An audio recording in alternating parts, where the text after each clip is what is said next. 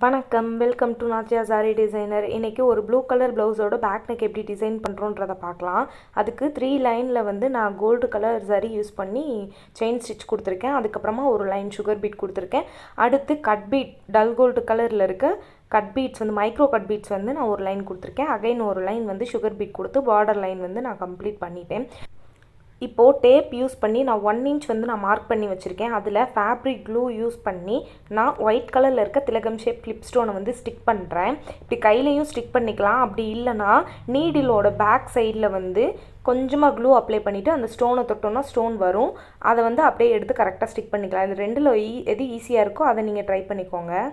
Stone வந்து நல்லா try ஆனதுக்கப்புறமா 3 mm சைஸில் இருக்க பேர்ல் பீட், ஒரு சுகர் பீட், அப்புறம் டல் கோல்டு கலரில் ஒரு 3 mm பீட், ஒரு சுகர் பீட் மாற்றி மாற்றி எடுத்து அந்த ஸ்டோனை ஃபுல்லாக சுற்றி வந்து நான் திலகம் ஷேப்பில் அழகாக வந்து குட்டியாக புட்டாஸ் மாதிரி கொடுத்துருக்கேன்.